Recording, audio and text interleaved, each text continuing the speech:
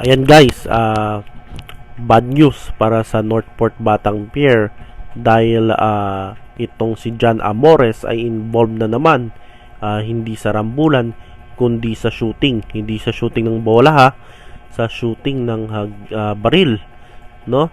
Involved sa isang shooting sa isang doon sa Laguna.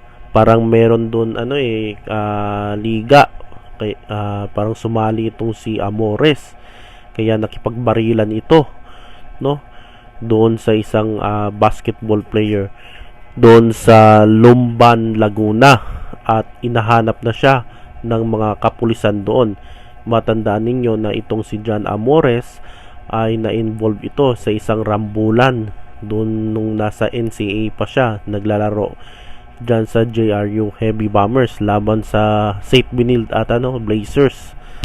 At dahil dito na-ban siya ng NCAA at JRU, at nung last year ay na-drop siya sa Northport. So ang akala natin ay itong si John Amores nagbago nga, no? Napansin natin na hindi na halos siya pumapatol, no, sa mga kalaban niyang player. So in-expect natin ay tuloy-tuloy na ang pagbago ni John Amores at nitong kahapon kahapon nga akala natin nagbago na si Amores, pero ito kahapon ay involved siya sa isang barilan dyan sa Laguna. So ano kayang masasabi ng PBA at ang Northport? Yan ang hinahantay natin, ang kanilang aksyon tungkol sa nangyaring insidente na involved itong si John Amores. So posible nga maban ito sa PBA itong si Amores. So titignan natin.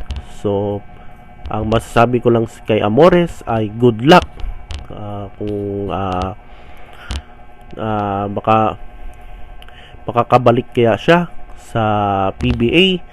So good luck na lang sa kanya at sa mga kaso niya.